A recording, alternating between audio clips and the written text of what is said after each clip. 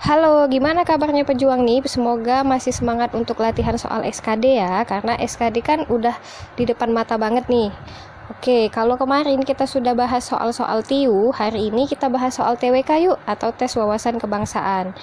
Nah, rulesnya itu masih sama, jadi teman-teman siapkan dulu kertas sama pena. Jadi setelah nanti saya membacakan soalnya sama pilihan jawaban, teman-teman langsung tentuin pilihan yang menurut teman-teman itu benar. Langsung tulis tuh pilihannya itu atau jawabannya itu di kertas yang udah disiapkan tadi. Oke, bisa kita mulai. Jadi kita mulai kerjakan soal TWK 15 soal.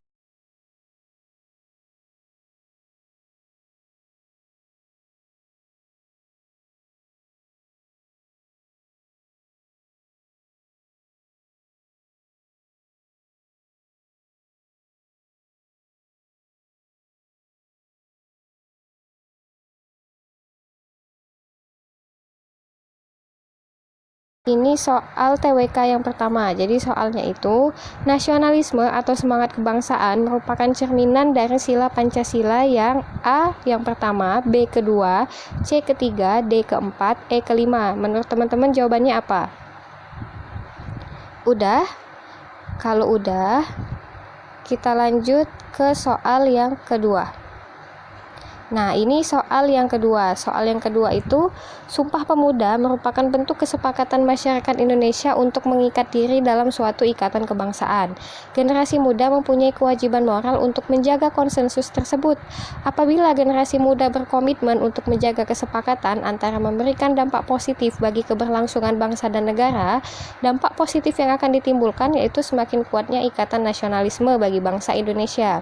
Akan tetapi, apabila bangsa Indonesia tidak peduli lagi terhadap hasil konsensus tersebut, dampak negatif yang bisa timbul apabila kita tidak mengimplementasikan nilai-nilai Sumpah Pemuda yaitu yang A, itu hilangnya kewajiban moral generasi penerus, yang B, melemahnya rasa persatuan dan kesatuan bangsa, yang C, melemahnya ikatan nasionalisme antar warga masyarakat, yang D, melemahnya rasa hormat pada orang yang lebih tua, dan yang E itu lunturnya ikatan persaudaraan. Menurut teman-teman jawabannya apa? Silakan ditulis di kertas tadi.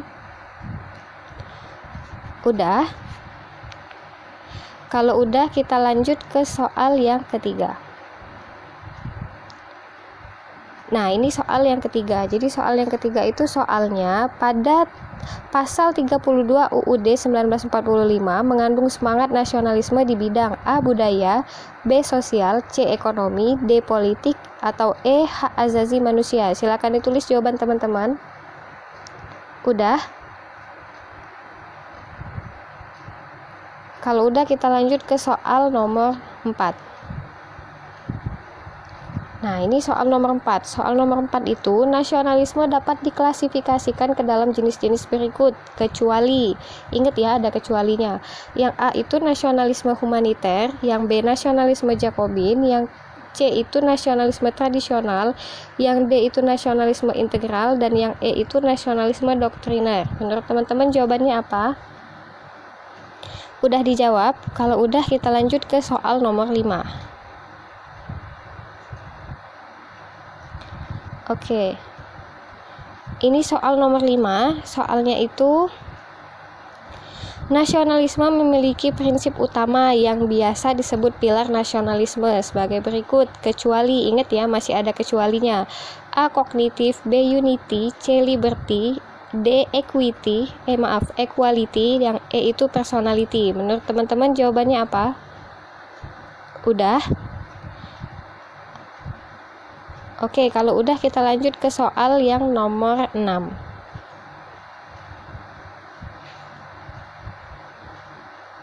Nah, ini soal nomor 6. Soal nomor 6 itu salah satu faktor penting utama yang berperan pada masa awal pertumbuhan nasionalisme di Indonesia adalah A. Budaya, B. Bahasa, C. Pendidikan, D. Lagu kebangsaan, atau E. Sosial.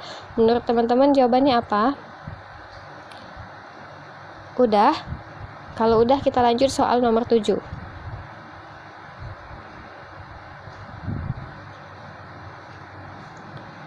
Ini soal nomor 7, soalnya itu Indonesia adalah negara dengan keberagaman suku, etnik, budaya, agama, serta karakteristik dan keunikan di setiap wilayahnya. Pada dasarnya, keberagaman masyarakat Indonesia menjadi modal dalam pembangunan bangsa. Oleh karena itu, sangat diperlukan sikap atau perilaku menunjang terciptanya kondisi tersebut. Untuk opsi A itu memperkuat kedudukan pemerintah pusat sebagai pemegang kedaulatan rakyat, yang B itu memperkecil segala hal yang berpotensi menimbulkan konflik masyarakat, yang C itu menghilangkan perbedaan antar suku bangsa dalam berbangsa dan bernegara, yang D memperkuat kedudukan bangsa daerah sebagai salah satu simbol persatuan, dan E itu memperkuat posisi kebudayaan daerah, bangsa, dan kebudayaan nasional. Menurut teman-teman jawabannya apa? Udah, kalau udah kita lanjut soal nomor 7. Oke, kita lanjut soal nomor 8. Jadi ini soal nomor 8. Berikut bukan merupakan perilaku yang dapat menangkal disintegrasi bangsa adalah A. Menjauhkan diri dari sikap diskriminatif, B. Mengembangkan sikap etnosentrisme, C. Menghindarkan diri dari sikap sukuisme, D. Menjauhkan diri dari sikap fanatisme sempit, dan E. Mengembangkan sikap toleransi beragama. Menurut teman-teman jawabannya apa? Silakan ditulis. Udah? Kalau udah kita lanjut soal nomor 9. Nah, ini soal nomor 9. Jadi soalnya itu nilai utama integritas yang harus dimiliki oleh ASN sebagai pelayan publik adalah A. Kedisiplinan, B. Rasa tanggung jawab, C. Rela berkorban, D. Kepedulian, dan E. Kejujuran. Menurut teman-teman jawabannya apa? Udah? Kalau udah kita lanjut soal nomor 10.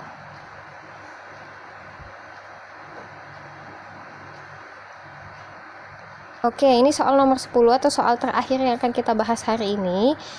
Itu soalnya seperti ini. Salah satu alasan ketidakpercayaan masyarakat terhadap pemerintahan Orde Baru adalah A. Pancasila diterapkan sebagai satu-satunya azas, B. Banyak terjadi praktek korupsi, kolusi, dan nepotisme, C. Indonesia dilanda krisis moneter dan moral, D. Indonesia sering menerima kritikan dari luar negeri, atau E. Indonesia tidak mampu bersaing di pentas dunia. Menurut teman-teman jawabannya apa? Silakan ditulis di kertas tadi. Udah, kalau udah kita klik selesai dan kita lihat jawabannya. Oke, jadi jawaban nomor 1 itu jawabannya C atau Pancasila untuk sila yang ketiga. Pembahasannya itu, jadi jawabannya itu sila ketiga. Jadi sila ketiga itu adalah sila persatuan Indonesia. Jadi teman-teman bisa baca ini yang termasuk untuk sila yang ketiga. Jadi boleh di screenshot terus ditulis. Oke. Kita lanjut ke pembahasan nomor 2. Nah, jadi soal nomor 2 itu jawabannya yang B, melemahnya rasa persatuan dan kesatuan bangsa. Kita cek alasannya atau pembahasannya. Jadi pembahasannya itu Sumpah Pemuda merupakan ikrar masyarakat Indonesia untuk menyatukan visi dan misi membangun bangsa Indonesia.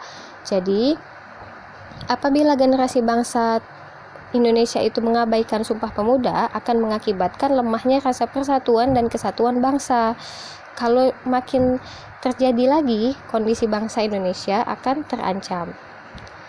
Kita lanjut soal yang ketiga.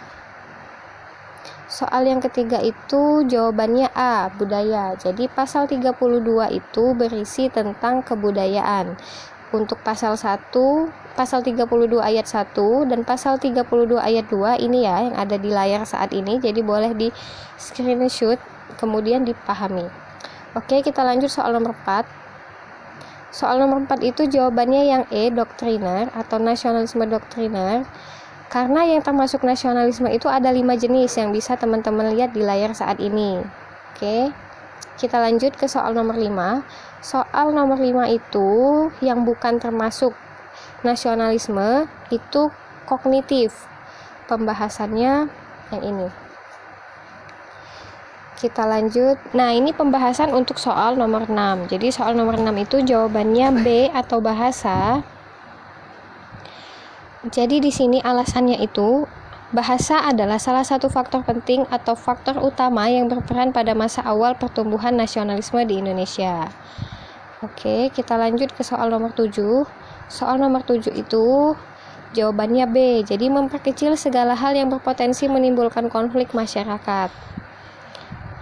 pembahasannya itu, jadi Indonesia adalah negara dengan keberagaman suku, etnik, budaya, agama, serta karakteristik dan keunikan di setiap wilayahnya, sehingga tidak dipungkiri bahwa keberagaman tersebut merupakan salah satu hal yang dapat memicu terjadinya konflik horizontal.